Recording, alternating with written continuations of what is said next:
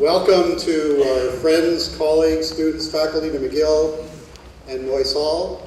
Je suis Christopher Manfredi, vice-recteur exécutif et vice-recteur aux études de McGill, et je suis ravi de vous souhaiter la bienvenue à ce soir.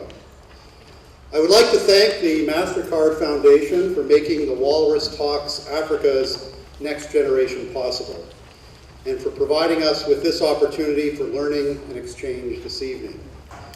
For close to 200 years, McGill has been in the business of building knowledge, developing talent, and changing lives. And we have developed some of Canada and the world's most distinguished leaders who contribute to society in deeply meaningful ways. Today, 25% of McGill students hail from overseas, with alumni who serve as leaders across the globe, living and working in 180 countries. As Canada's most international university, our students reflect the growing diversity of Canadian society, the reality of global labor markets, trade, and the global economy, which the countries and continents together more closely than ever before. It also reflects the increasingly complex challenges that face us today: food security, climate change, and access to quality education and employment that will affect our global well-being well into the future. This evening's talks will highlight our future leaders in Africa, Africa's next generation, and the tremendous talent and rich histories they offer to us. With approximately 600 million people under the age of 25, Africa is home to the world's youngest population, with much potential for growth.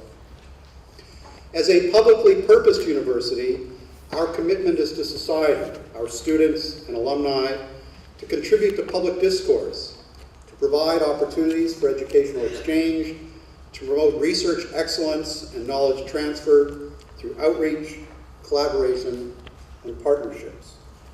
We are very proud of our partnerships to organizations such as the MasterCard Foundation and the MasterCard Foundation Scholars Program that have helped us to foster and strengthen our ties to Africa. We also look forward to working with our growing number of MasterCard Foundation scholars at McGill, currently at 39, to foster the leadership necessary for the next generation. We have utmost confidence in your abilities and have already learned so much from you. I'm now delighted to introduce the Executive Director of the Walrus Foundation and publisher of the Walrus magazine, Shelley Ambrose, to offer her remarks and insights to this evening's presentation.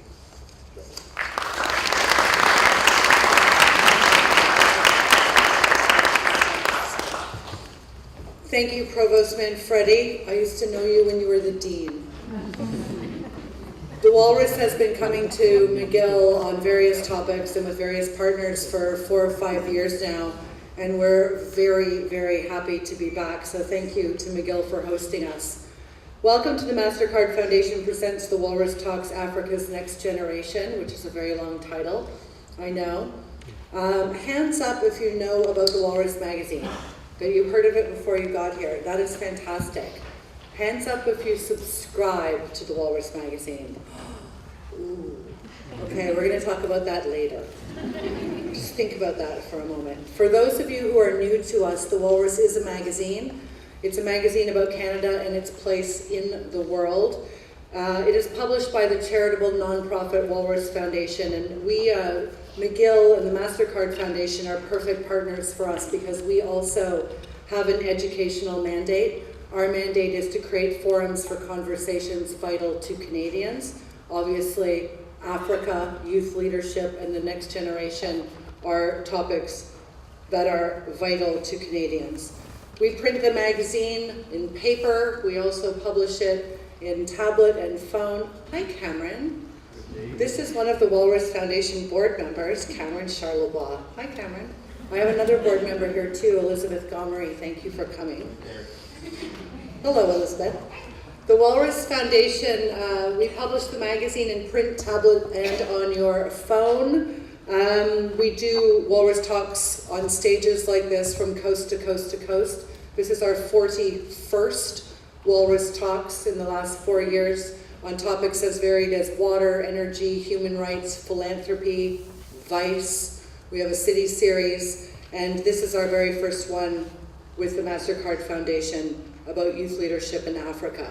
On all of our platforms, you'll find politics, culture, the environment, business, technology, the East, the North, the West, the South, foreign affairs, and all kinds of topics. We have no wings.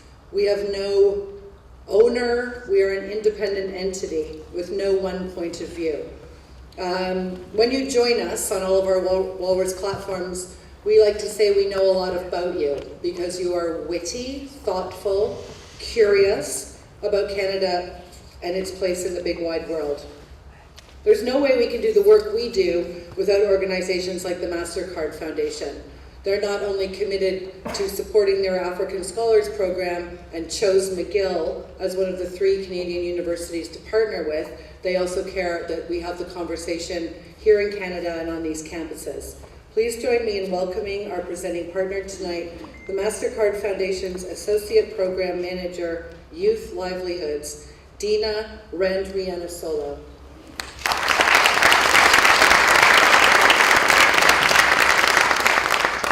Thank you, Shelley. It's a great pleasure to be here with you today on behalf of the MasterCard Foundation. The MasterCard Foundation is a global foundation based in Toronto.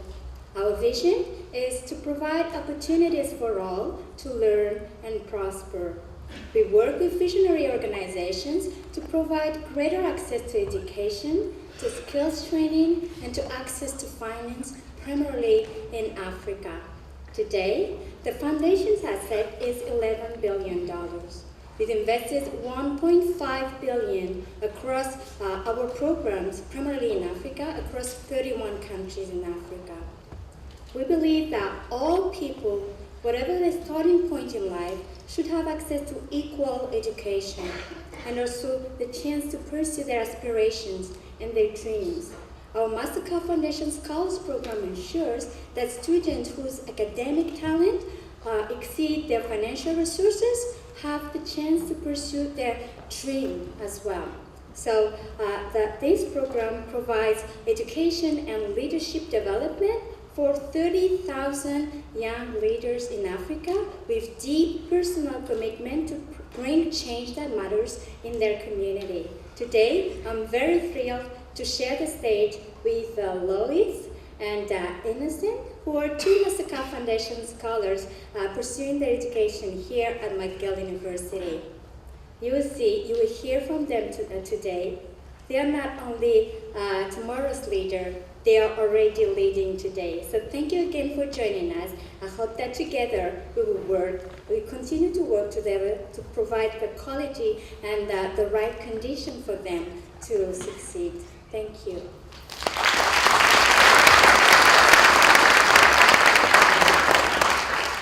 Thank you, Dina. It was really interesting to me to be introduced to the MasterCard Foundation about 1.5 years ago because I didn't know, and as it turns out, maybe you did. Did you know, how many of you knew that the MasterCard Foundation, billions of dollars to make the world a better place, is headquartered in Canada? Their head office is in Toronto, and I don't think a lot of Canadians know that all of this good work is actually coming from here, which is great news. So our talks would not happen tonight without the MasterCard Foundation, nor would they happen without you, because if you weren't here, the Walrus talkers would have nobody to talk to. So thank you for coming. We actually believe at the Walrus that time is your greatest non-renewable resource, and we're really happy that you would spend some of your time with us. I'd like to thank our national partners at SHIRK, Shaw and Aimia Aeroplan. They're with us wherever we go, and we're very grateful. Tonight's event is being live streamed at thewalrus.ca and will be available for viewing after on Walrus TV. You can also watch our YouTube channel, and the hashtag tonight is Walrus Talks if you're so inclined. Here's how the Walrus Talks works. It's an odd format, some think, because we don't have a Master of Ceremonies. I am actually going to go away. You will hear 7 speakers in a row. They will introduce themselves. I will not pop up and read their bios to you. I know that in an academic arena, this is a really weird thing, not to read someone's entire CV. But we don't do that at the Walrus. You have in your hand a program. It is in the order. We are keeping the lights up so you can follow along. Their bios are on the back. We absolutely know you're up to following along all by yourself. You will hear them 7 in a row, and a little over an hour from now, we hope you'll be thinking, I never thought of it that way, and we'll have a lot to talk about at the post-talks reception, out there in the lobby, and out there in the world. So just before I let them get underway, I'd like to thank them. Mustafa, the poet Ahmed, Charles Anu, Jean Sauvé Fellow, the McGill Institute for Global Food Security's Hugo Melgar Quinones, sorry Hugo, James Maudier, you've already met Miss Dina, she's coming back up, and the MasterCard Foundation scholars and McGill students, Lois Mugab, this is hard for me, Lois Mbugwa, how was that? Is that okay? You're kind of wrinkling your nose. Should I try it again? Lois Mbugwa. Better? Okay. And Innocent, who actually I just learned everybody calls him Blemless. So should we call you that? Innocent, Blemless? Thank you all for coming. Let us begin.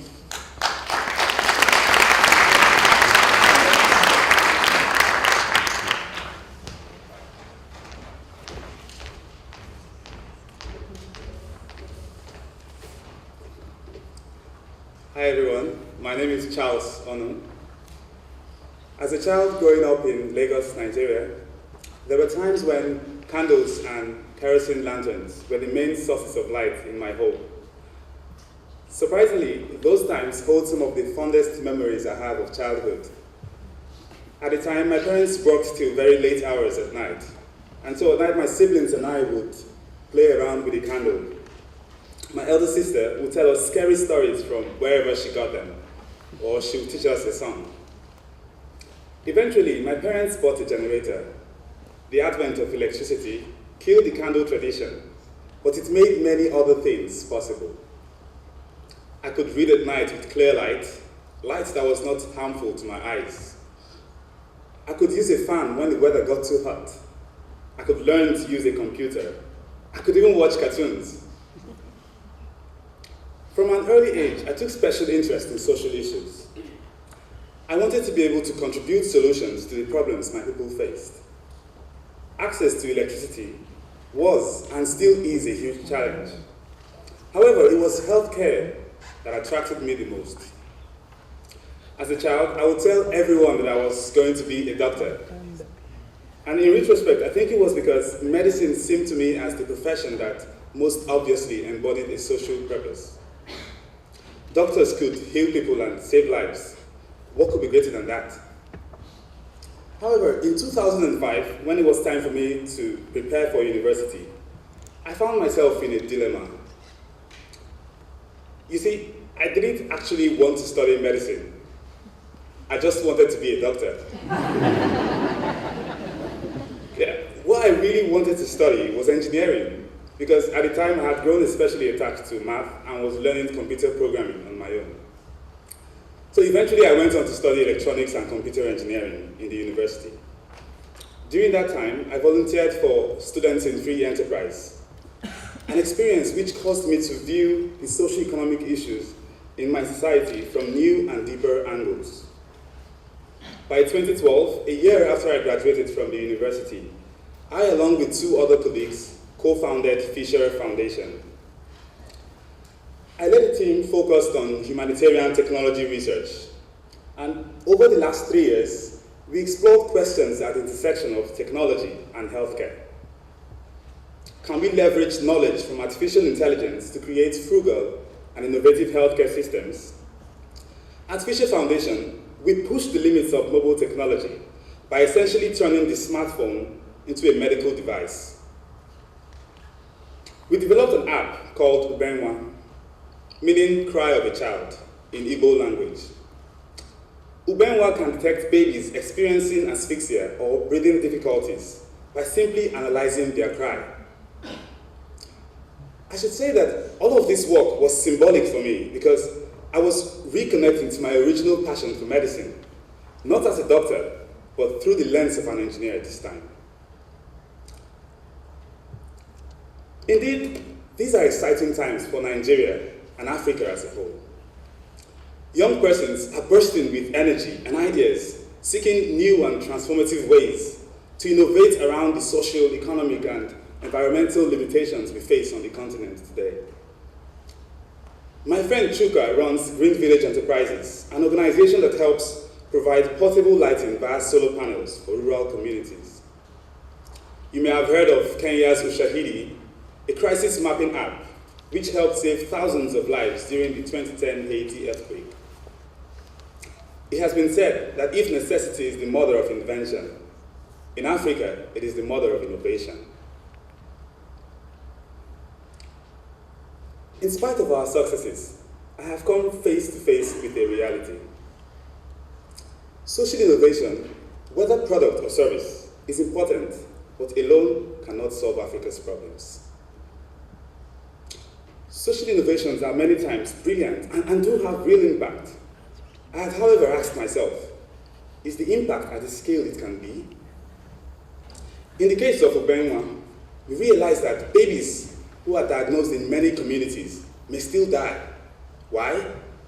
Because the nearest hospital is either too far or is filled with spiders instead of doctors. This was a grave reminder that many basic and fundamental needs have not been met by the Nigerian government. To what end then is social innovation? Short-term impact? We can donate solar lanterns to communities. It addresses an immediate need. But does it change the fact that they are still deprived of the numerous benefits of electricity? If I did not have access to computers when I was younger, I would probably not be speaking to you today. Our roads are in shambles, schools are in a grip of quality crisis. Healthcare simply doesn't exist in many communities. We cannot innovate our way out of these basic human needs. In fact, these inadequacies are not only limiting the potential of current innovations, but are also preventing more persons from participating in the innovation process. Today, technology and the internet have democratized innovation. While we, Africans, take advantage of this and collectively devise ways to build our nations, we mustn't lose sight of the vital role our governments have to play. We must continue to seek new ways to drive accountability and responsiveness in government. As Canada's Prime Minister Justin Trudeau put it, technology needs to serve the cause of human progress, not serve as a substitute for it, nor as a distraction from its absence. Technology itself will not determine the future we get. Our choices will, leadership will. Thank you.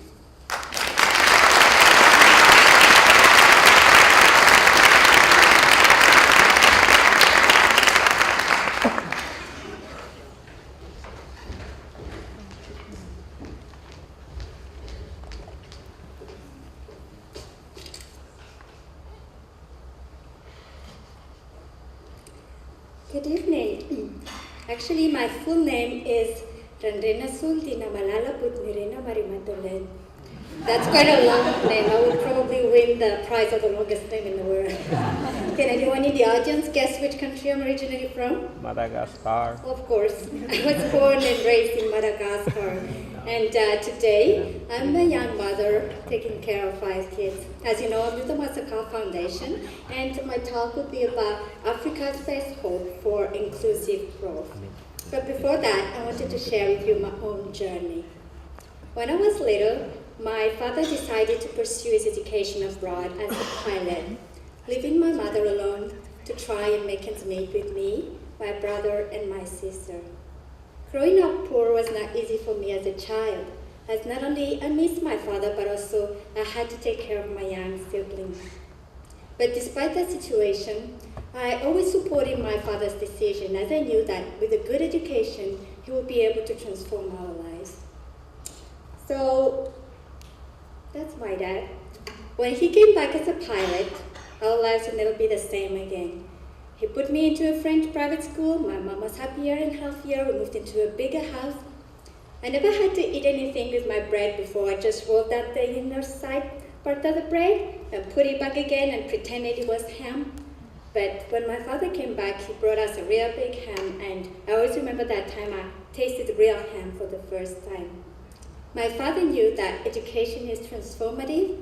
He knew that education's roots can be bitter, but education's fruits will always be sweet. So coming from that perspective, I was always wondering if it was possible for my father and for my family to make our way out of poverty. Why can't it be possible for everyone? Now it sounds simple, but it's not easy. I think important condition needs to be met to really ensure inclusive growth. African people can't eat GDP. I think we need to invest smarter, not harder, and the change we really want to see has to be deep, inclusive, and sustainable. And I think investment in agriculture as a business, in technology, and also in transferable skills for young leaders are game changers to really put Africa on a transformative path. Let's talk about agriculture. We all know that agriculture is the backbone of Africa's economy. Agricultural growth can be 11 times more effective in reducing poverty than growth in any other sector. The formal sector economy in Africa is not growing fast enough to absorb the 11 million young people entering the labor market every year, which means agriculture and the informal sector will still remain the only possible pathway for the majority of young people in Africa. Which means that investing in agriculture is not only the right thing to do, it's also the smart thing to do, because transforming agriculture to be more profitable for them will transform millions of young people's lives. Now, it's not only a matter of necessity, it's also a matter of opportunity. The Africa's food market is estimated to be $1 trillion by 2030. Currently, it's about 280 billion, but it's not transformative yet. We still import 80% of our agro-processed food.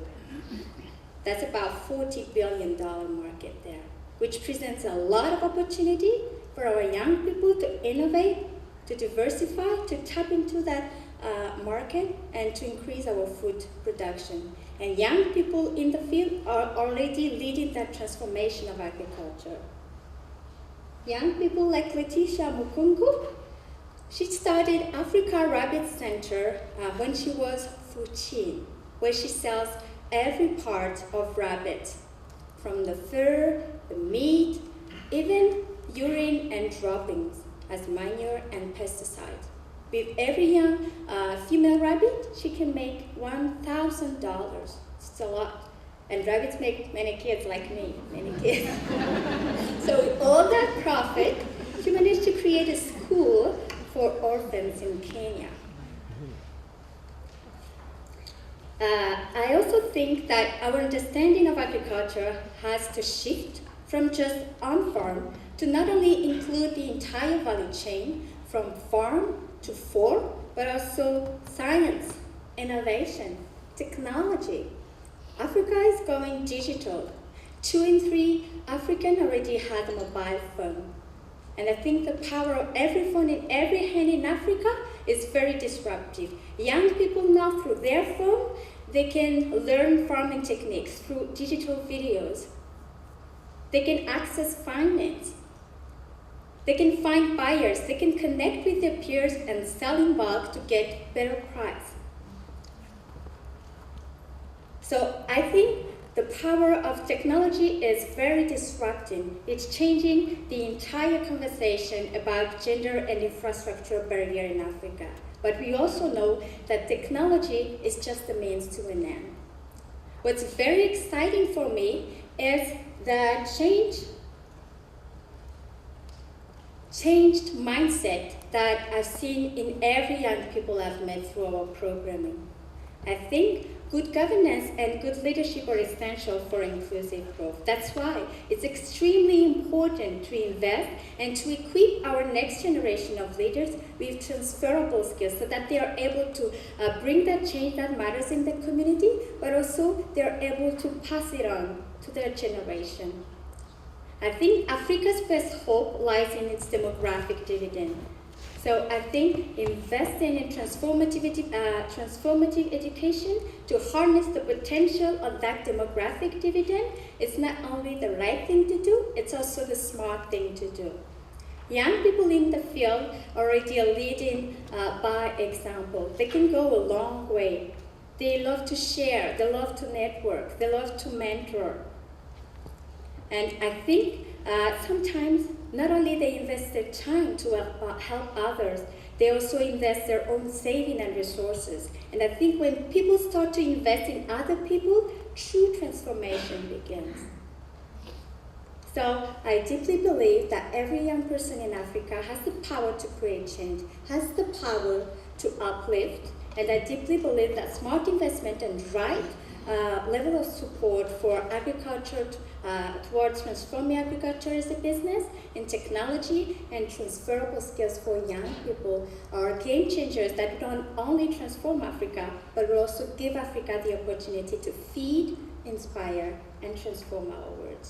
Thank you.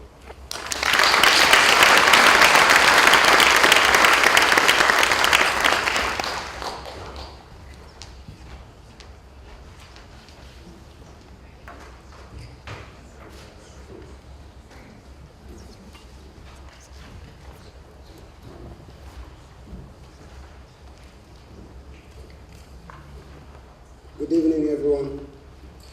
My name is James Madia. It is such an honor to be here tonight with you to address the topic Africa Next Generation. In particular, I'll be talking about economic security and sustainability in Africa. I believe some of you might have already guessed where I come from, which part of Africa I come from. I'm originally from South Sudan.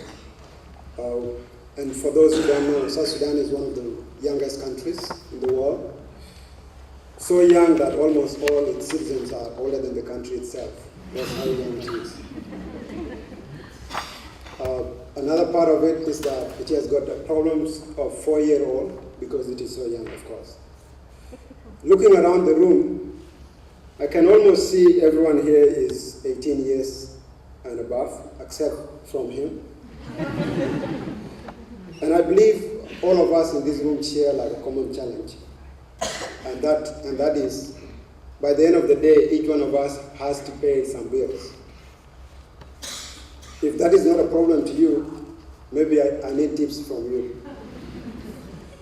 As much as paying bills is a problem, I can tell you that while growing up in southern Sudan, I, alongside everyone else, face bigger problems than paying bills. And if you are wondering what problems we face, we worried more about bullets than bills. All of you know of the resource curse, or rather, the paradox of plenty.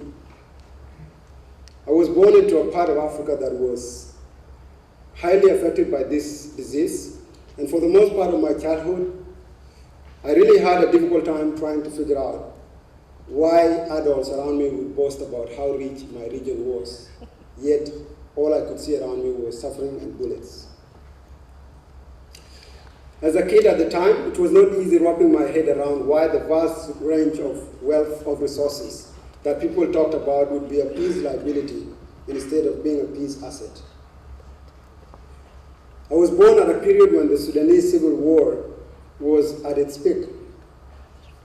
This civil war, which we all know is one of the longest civil wars in history, was fought along the 4 lines of oil and regional marginalization, which to a major extent was a result of the legacy of British colonial rule in Sudan. Within the same period that Sudan was going through a deadly civil war caused by inequitable distribution of resources and unfavorable international terms of trade, including also geopolitical issues, other African countries were going through the same fate. For example, Sierra Leone with diamonds and Nigeria with oils were going through the same problem as Sudan was. Democratic Republic of Congo, with a vast wealth of mineral resources, was experiencing the same problem, even up to date. Zambia, Mozambique, Angola, Uganda, Somalia, Liberia, I can name all African countries. All of these were going through the same problem. This was the state of economic security, or rather, I would say economic insecurity in Africa. A state that was made worse by austerity measures that were passed down to those countries by IMF and the World Bank. We know that at this period, things were so dire in Africa that even the former Prime Minister of the United Kingdom, Mr. Tony Blair, if you remember him, said Africa a scar on the conscience of the world at this point in time. However, today, things are a little bit different than they used to be in 1990s and early 2000s. That even Mr. Blair himself recently retracted his own words and called Africa the most exciting continent on the planet because of its opportunities. As you might know, among the 10 fastest growing economies in the world, 6 of them are in Africa. Some African countries, such as Rwanda, Botswana, Ethiopia, among others, have challenged the old narratives of resource costs and have registered consistently positive gross national products per year. Countries like Botswana, with large deposits of diamonds, for example, have transformed their economies and have challenged the narrative of resource costs, and at least per year, their purchasing power parity has risen from $70 to $18,825 per year. These are the latest economic development across the continent that are often unknown to the outside world, that have clung to one story about the continent. Citing a report that was done by McKinsey and Company recently, it reported that Africa's economic growth is creating substantial new business opportunities that are often overlooked by global companies.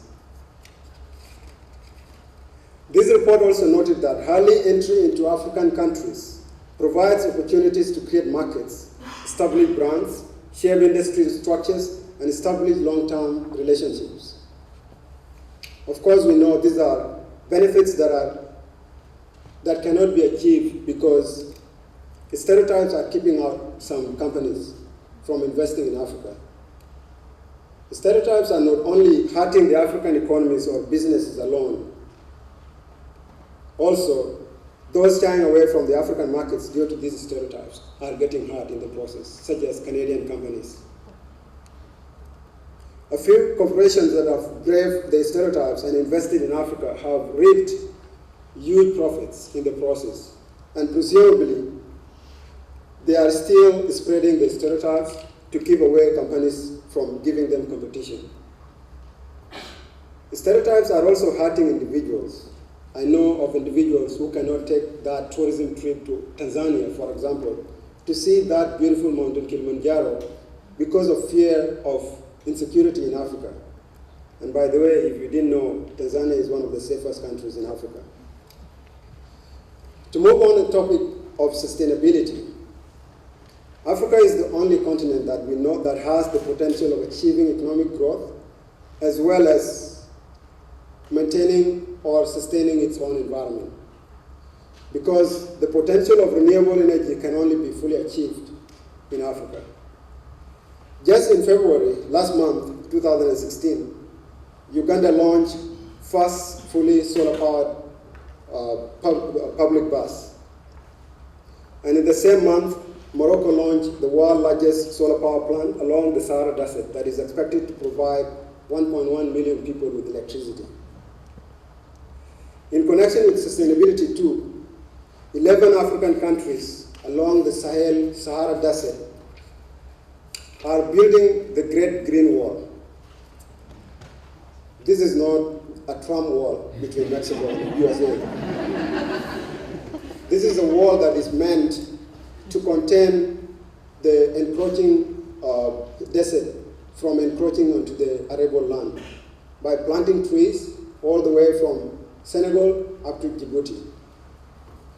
Therefore, as we look towards the future of Africa, we as young Africans believe, which we believe as is bright than 1990s and today, we believe resources are not the problem. The problem is their stewardship, which we all agree has always been bad. I have had personally a privilege of meeting with young Africans from almost every corner of the continent. And one aspiration we all share is that narrative about Africa must change. We deserve better as a continent, and we deserve better as individuals. We are impatient and tired of hearing the same story, and we long for change, which almost every young African, I believe, ardently is willing to sacrifice for. To see this change, we believe transparency, accountability, well-trained workforce, strengthened institutions that are incorruptible, as well as technological transfer, remain a vital solution to move forward. We believe it is the right time to provide an inclusive and quality education to the young generation of Africans that continue to differentiate themselves from the rest of the world through their eagerness to overcome daunting life challenges, as we heard before from other speakers, and continue to achieve their goals. With these remarks, I thank you so much.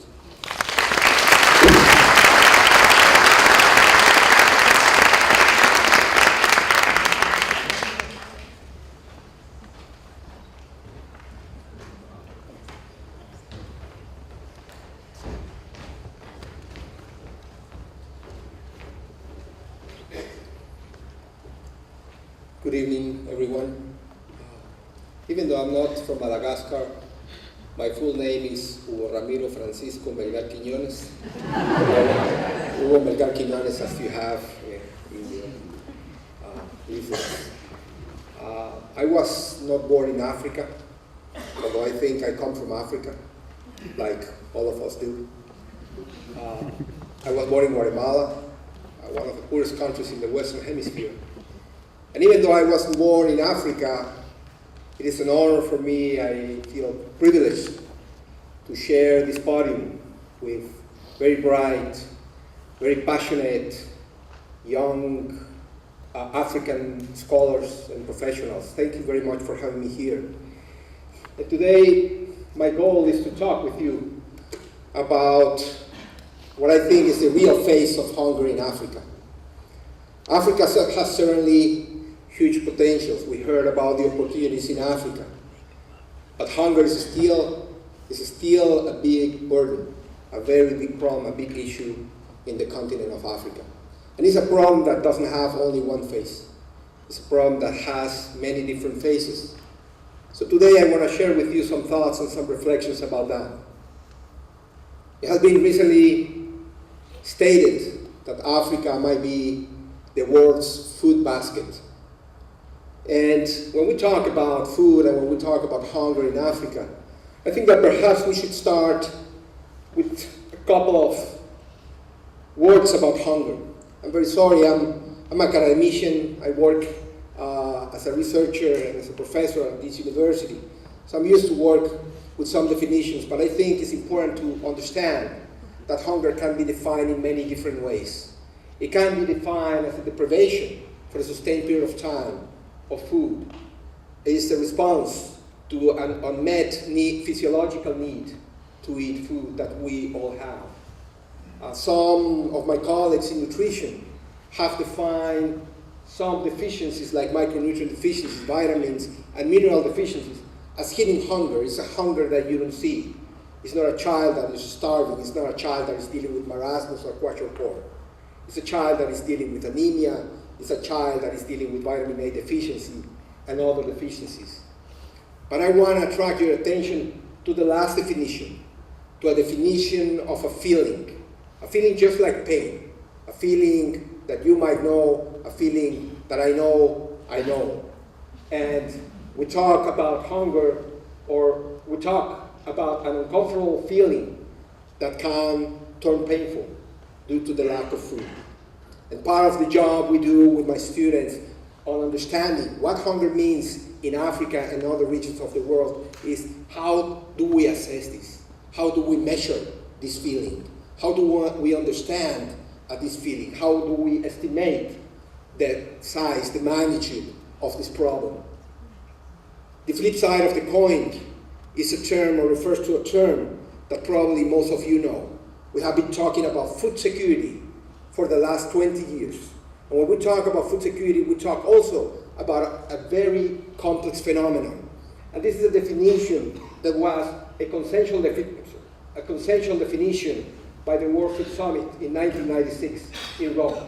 And we're talking that food insecurity exists when all people at all times have access, economic and physical access, to not only sufficient food, and I want to emphasize this, not only to sufficient food, but also to safe and nutritious foods that allows people to meet their dietary needs and their food preferences for an active and healthy life. I would have added to this, and a happy life as well, if I were part of this summit.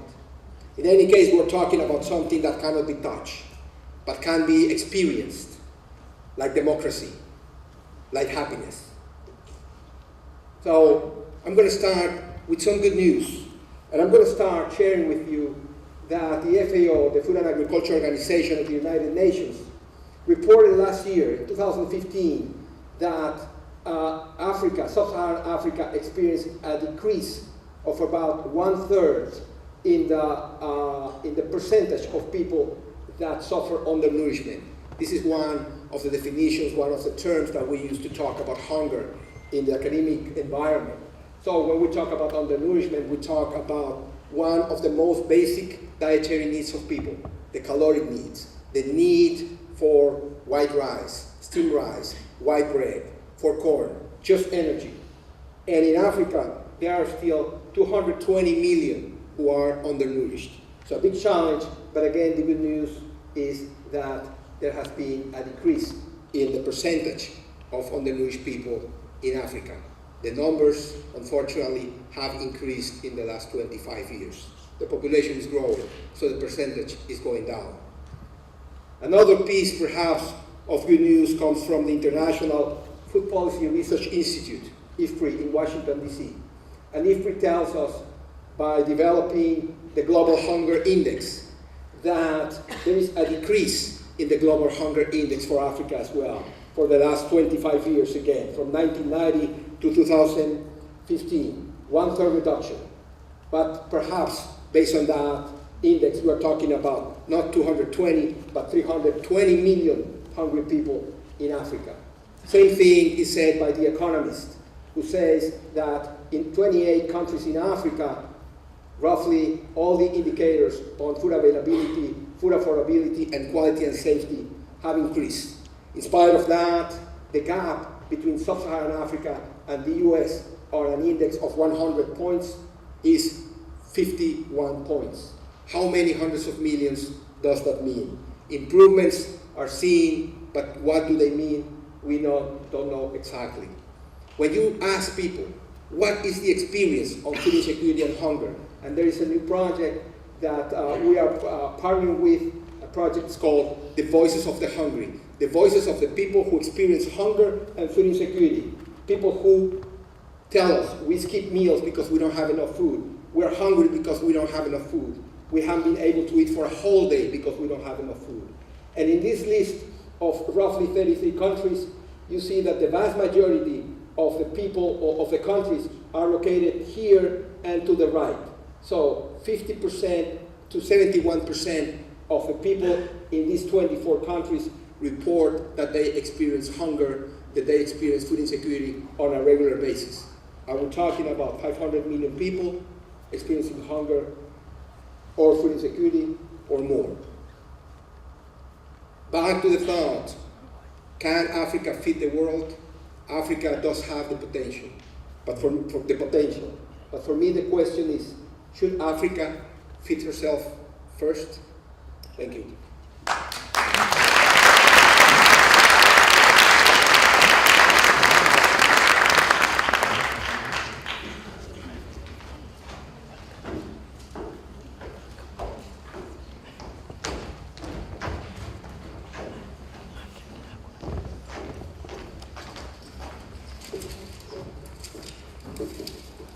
Hello everyone, I'm Lois from McGill and I'm going to talk about economic empowerment of African women through agriculture. As part of Africa's next generation, we cannot begin to discuss about developing Africa without talking about agriculture. And we cannot talk about agriculture without talking about women. This is because women make about 50% of agricultural labor force in Africa, while in some countries like Rwanda and Malawi, they make over 90%. The African women have faced immense challenges in the agriculture sector, such as lack of access to assets, majorly land, lack of access to finances, lack of access to niche markets, limited training, and also having to juggle their time between agriculture and house chores. Therefore, tackling these issues, we'll be taking a step towards empowering our women in agriculture. I'll discuss major 4 ways in which we can do so.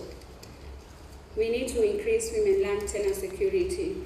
This is because most women do not own the land on which they cultivate on, due to customary laws that hinder them from inheriting land. African women represent about 15% of agricultural landholders in Africa.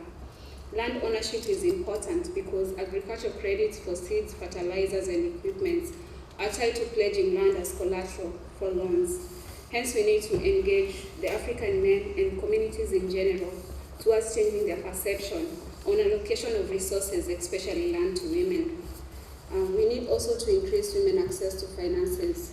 Most financial institutions prefer commercial lending to things like construction, real estate, and not agriculture, because it's perceived to have a higher risk. Most financial institutions in Africa are located far away from the rural areas where our African women farmers are.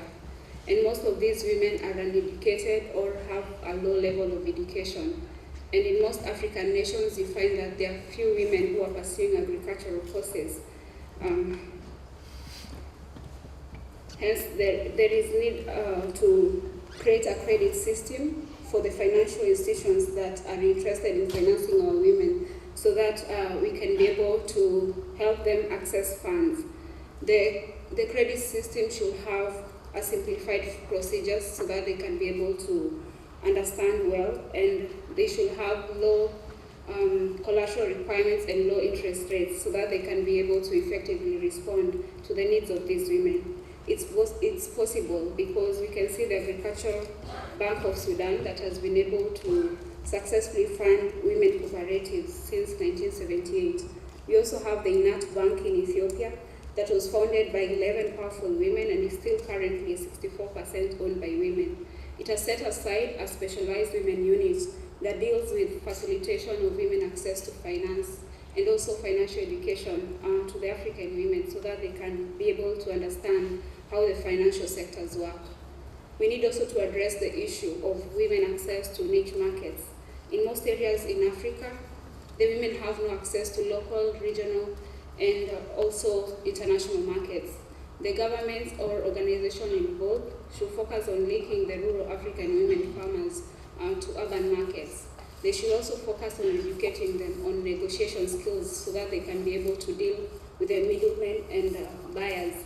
This is because in most cases, the middlemen and buyers take advantage because they know these women have no market information, nor do they have an alternative place of where they can sell their produce. But all this is dependent on the growth, harvesting, and processing of marketable crops. We need also to consider market access as not only a way for us to sell the agricultural produce, but as a way for us also to purchase the inputs and also a way to learn on how to specialize in order to corner niche markets. Lastly, we need to train and educate our women on agriculture so that we can be able to equip them with the skills, the knowledge, and also the self-confidence to pursue agriculture as a business opportunity. We can also educate them on the importance of pooling their resources together in funds so that they can be able to input less and output more. In conclusion, agriculture has been a backbone for most African economies, and it still is. And it's one of the sectors that we can rely on if we are going to develop Africa. Because in a short time, if we invest in it, we can be able to see the outcome in a short period of time compared to other sectors such as education. By 2050, Africa's population is estimated to be about a quarter of the world's population. Hence, food security is still a major concern for our continent. And that's how also agriculture comes in. African women have shown us the ability to feed our continent, and I guess we can still trust them with the ability to feed the world in general. Africa's women are among the untapped resources for Africa, and yet I still believe that the future of Africa is deeply rooted in them. Thank you all for listening, and may God bless Africa.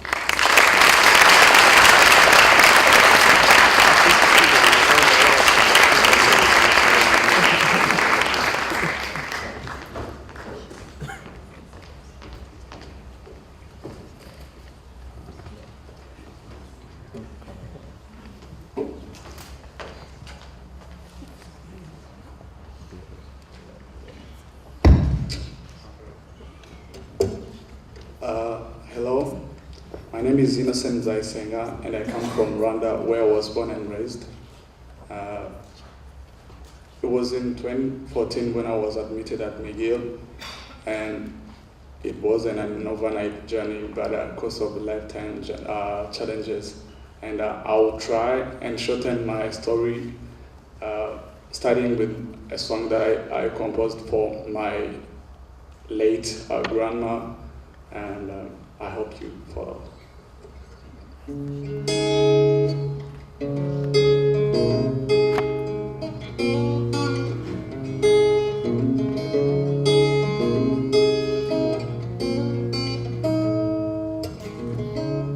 Long time ago, before my grandma passed away, she called me and said to me, listen my child, I've tried all I could to ensure that you're free, but I'm now too old and it's almost time for me to leave. And I was like, sorry grandma, I don't see.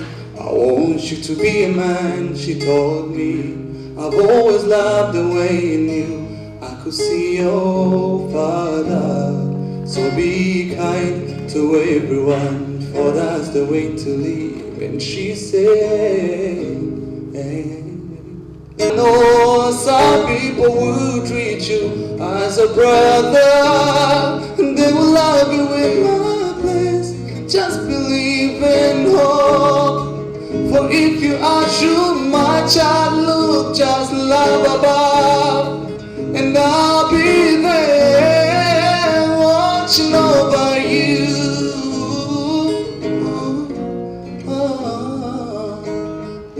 I just came here at the other side of the wall. I was worried to make a go of my life without my grandma here with me. But every person I met was nice to me. They gave me a helping hand, and now I know some people will be there when all my hopes are gone. But it just passed my brain, and my grandma told me that's just the way things go in the war.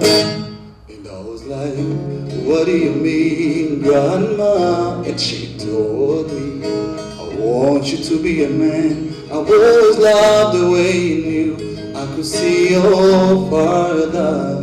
So be kind to everyone, for that's the way to live. And she said, my child, oh little child, be humble and respect one another. I know some people will treat you as a brother, they will love you in my place. Just believe and hope.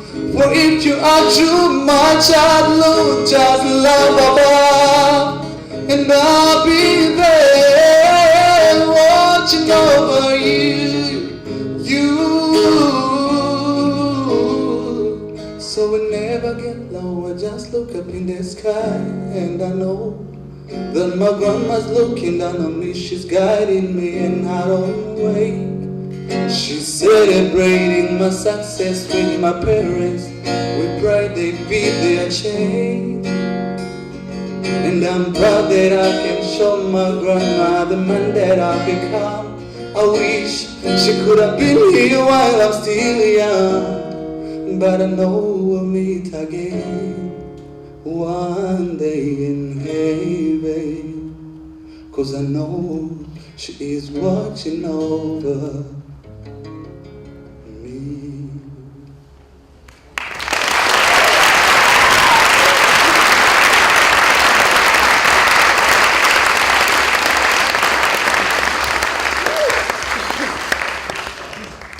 continuing on, after the 1994 genocide in Rwanda, I was only 5 months, and that's when my parents passed away. And luckily, my grandma, the one that I just dedicated the song to, she found me, and we lived together since then. She managed to bring me up, though hardships never cease to present themselves against us. And she was always positive in the way she went about life, and she wanted me to be a man, to be someone, to be me that you see here. She taught me values, how to love, just to be like my father. To me, she's a hero. Unfortunately, a month before I came to Canada, that's when she passed away, but I know she's watching over me, indeed, as the song itself says.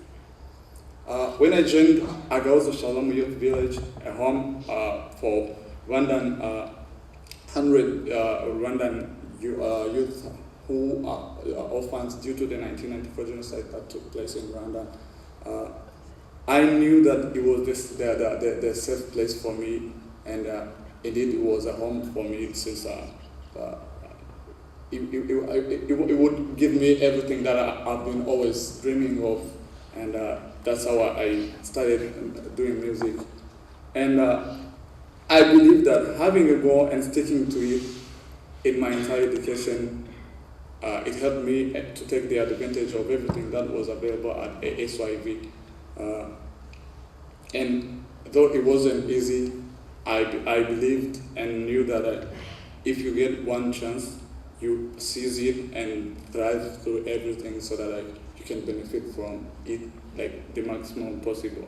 And I also knew that if others can do this, why not me? And I also, as some people who I've got a chance to talk to, they know that I live by the motto of which says that if you believe it and keep envisioning it, you can always, no matter what, achieve it. And that's how music have changed me from a nobody, I would say, to me that I believe I'm a successful young Rwandan or younger African leader, I would say. And I believe that there are people who are willing to help, but they don't know where to start from. So it's up to the person to take the first step towards those people, and then they have to know that be ready for the opportunity when it shows up, and grab it before it disappears, I'll add. And it requires as well people who can believe in you and in your future to give you a chance in life. And thanks to McGill University and the ASYV, or Agaozo Shalom, that enlightened me with the access to tangible education and life skills. And I believe that just one opportunity can change your life forever. And even being here for me, it means a lot. Thank you so much.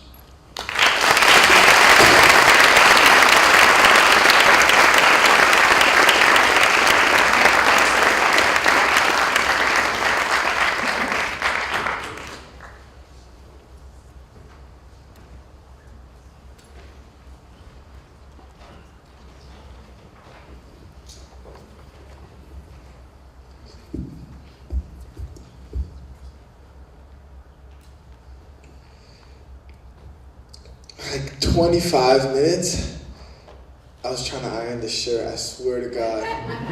Like, I've come to the conclusion that it's not meant to be ironed. Like, this is actually how it's supposed to be, it's a part of the style. And I couldn't give up, I had to bring this with me because, you know, it was a product of 25 minutes of work. And my little brother can attest to that. My name is Mustafa. A 19-year-old poet from Toronto, Ontario. I'm from Regent Park, and that's Canada's first and largest housing project. 19. I've been performing with Walrus since maybe I was 17 years old, and before I can use like age as leverage, and I feel like I'm getting old now and irrelevant. So like, I actually have to be good now to kind of survive on the stage. My talk today is called Breaking the Chains. This is about Africa's next generation in the inner city community, specifically in the inner city communities of Canada. I grew up And the reason I began writing poetry was because of a lack of understanding of myself. I guess barriers within my home and barriers outside of my home. And I started to bottle up all of these emotions inside of me. And I think that this world is made up of expression, you know, and regardless, some people say that people don't know how to express themselves. I don't necessarily believe that's true. I just believe that people express themselves in the wrong way a lot of times. So when my parents came from Sudan, they were immigrants, and I remember a story. My dad going into the parent-teacher interviews with me, and he had to sit down, and because his understanding of the English language was very weak, he was filtering out the words. I could watch him, his eyes just traveling as the words were being spat out to him, and he was filtering out the words he didn't understand, and trying to make up sense of concepts that were coming at him very quickly, but he would pick up key words like bad, and foolish, and playing around.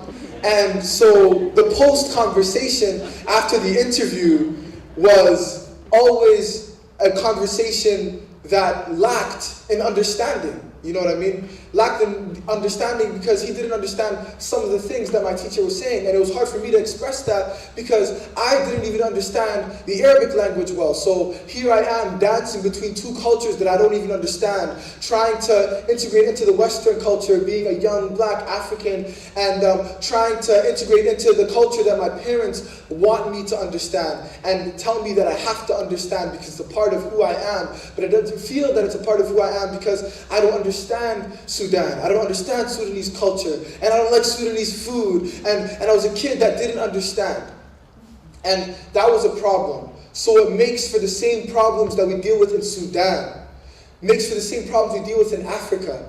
I have friends that come from Somalia whose homes were bombed there, and they come here and their houses are shot at in inner city communities. It's like, where are we really coming from and what are we coming to? It's a cycle. And it's that expressing themselves the wrong way. And so for me, as a young African, as a young Sudanese man, I feel I have to walk into classrooms, doing poetry workshops, teaching other young Africans how to express themselves the right way. My little brother is here with me today, and it's the first time he came with me on a trip. And I've traveled the world, and I've performed in the inner cities of Ireland and Paris and all over America. And he's 12 years old now. And for me, we've reached the point now where he doesn't have to come to me at a point of survival. You know, I'm not coming to him at a point of survival. My parents came here for the purpose of survival, surviving physically. And there are many forms of survival.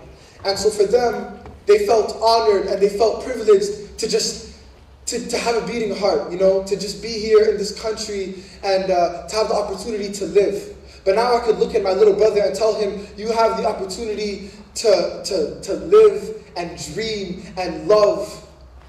You have the opportunity to dream, and that your dreams can survive as well, and your love can survive, and your spirituality can survive. And there are many other things in your life that will survive alongside your beating heart. And that's the goal.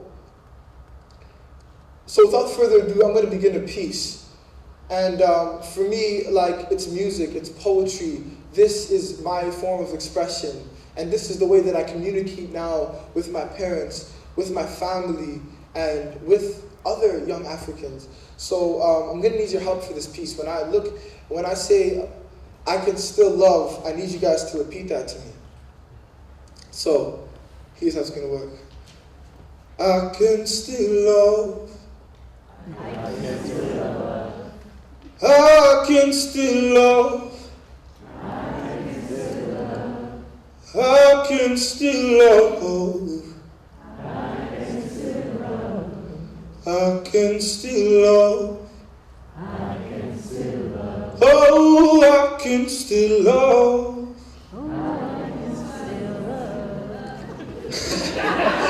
You guys can just speak it. You guys don't even need to do it. You know what? We're going to move on to a new word. We're going to move on to a new word. I need you guys to say, when I say joy, I just need you guys to say joy now. I want you guys can love, and now you guys are going to be joyful. Say joy. Joy. Say joy. Joy. Say joy. Say joy.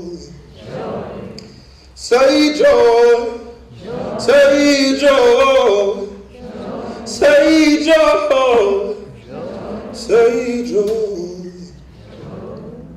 I know of young kids that can teach you how to mourn, how to trust the God you never see, how to trust the air when it's hard to breathe, that'll tell you when to leave the funeral when it's over. Young kids that can hold you with broken arms as you grieve, whose hearts broke 1,000,000 times but still manage to believe that it's still together in their chest beating and free. Oh, so many children that know death better than we do, whose imaginary friends found a way to disappear too. You can't teach them how to love with a heart you never carried, with bodies you've never buried. They play with the soil that people use as their blankets, find sadness lurking during weddings and birthdays. Young kids who've outgrown any child play, who can't afford to wear their smiles some days, but the days they do, they light up rooms with their love, and their love falls on skin like tattoos. And though they learn of darkness too soon, they still laugh when their mother turns off the light and pretends to be a monster in their room, though they know real ones exist too. Say joy, say joy, say joy, say joy.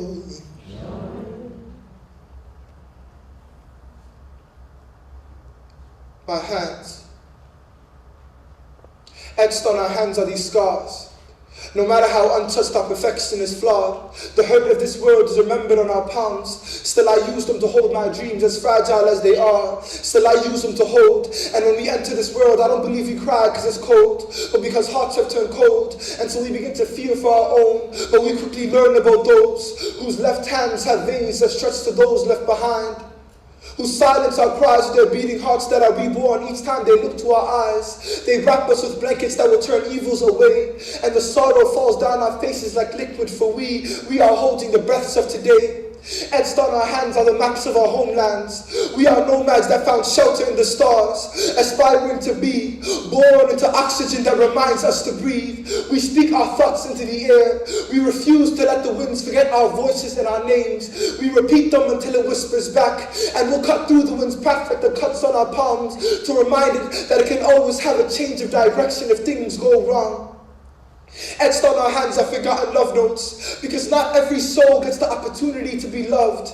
Not every child can afford to dream. So I fall into a sleep so deep, sleepwalk, carrying dreams as big as the moon. I may get lost in this love and forget my way back to my room. Sleepwalk to dreamers kept up by the darkness, share pieces of this moon so they can fall unconscious among stars. See, reality is overrated. This is how in a sorrow-filled world we've made it this far. Not daydreaming during day jobs, but turning daydreams to day jobs, wearing hope around our neck like an IV line, with the hopes that we'll survive, that we won't flatline on faith this time, won't turn on the TV to watch faith rewind. We do what we can for those who can't. We grow large enough to show people a sign. Etched on our hands is a guide to survival. Tears in our palms, we spoke, we screamed, we held on for this long, so that even when we sleep, the winds will continue whispering our songs, changing directions with our pain. We won't let it forget our names, though we won't let it forget our names. Say joy, say joy, say joy, say joy. And as long as the sun rises, so can I. And if I'm frail and small, I cannot shine. And they've seen me fall, so they must watch me fly. Let them see the wounds under wings that were once sky deprived. And I will love, for love does not wither like time. For bricks and bodies are only costumes for the soul. A soul I'll feed and clean and hold and let go. For the light I give off lets my community glow. For darkness kills the creative mind. In blankets we fold, and in blankets I tell stories about cultures of gold. I read my palms, for in them they are told. For in them they are told. Thank you guys so much. I appreciate it.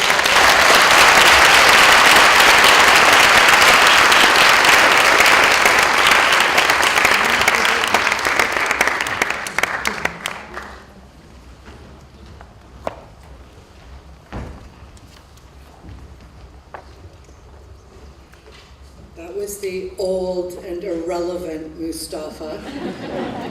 It is true that when we used to take him on the road, he had to bring his older siblings with him as chaperones. Welcome, little brother. First time this has happened. I want to thank all of our speakers. Africa's New Generation, remember these names. Absolutely. Charles, thank you, Ugo. I'm really glad you didn't want me to say your whole name either. Provost, Charles, he wanted to be a doctor, maybe honorary doctorate at some point in his life, so he could be Dr. Charles. Maybe you could put that on a list somewhere for the future. I think that would be good. James, earlier tonight, was asking me why I hadn't been to Kenya yet. He's practically on the tourism board. When he's talking about the economic factors in Africa, Africa needs tourists as well. And so if you want to talk to him at the reception, he will tell you the 13 biggest attractions in Kenya, and number 14 is an animal. So you need to talk to James. Dina, thank you also for not making me try to say your entire name, which is the longest name I've ever heard in my entire life. And Lois and Innocent, together, our scholars, show that there are many ways to tell a story. Thank you all.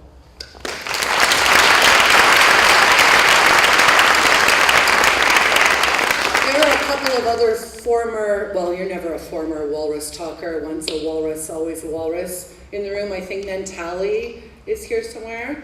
And I think maybe Frank Chalk might be here.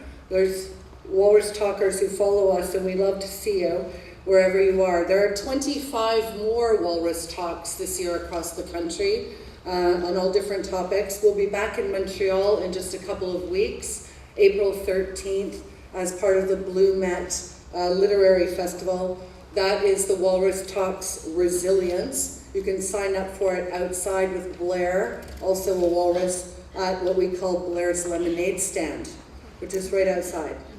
I hope we've given you some food for thought, and when you visit our table, you'll also subscribe. Remember I told you I was going to talk about that later, so here I am. Subscribing is so easy. It's cheap. I practically come to your door myself 10 times a year and hand you the magazine. It's like $3 an issue. It saves you time, money. You don't have to go out in the winter. And it's really hard to be Canadian if you don't read The Walrus. So come on. Come on, sign up. You can also sign up for our newsletter so I don't phone you every week and tell you where the Walrus Talks are. It just comes to your inbox. And it's a lot less invasive than having me come. I want to thank everyone at the MasterCard Foundation, especially Dina, Isabel, and Lori for your support and help in making tonight's event possible. And here at McGill, of course, Provost Manfredi. You're very lucky to have him, McGill. He's fantastic. Phil Oxhorn, Melissa, Andrew, Olivia, and everyone at McGill. I know there are a lot of people I didn't mention. Thank you to our national partners, Shirk, Inspire, Shaw, and AMIA Aeroplan, the Spectacular Walrus event team, David Leonard, Blair Elliott, Leanne Stepnow, Kaylin Cooper, Cody Galt, our support staff here tonight, Jackie, Keith, Julie, and more. Thank you guys for coming, and I hope you can join us at the reception in the lobby. Good night, safe home.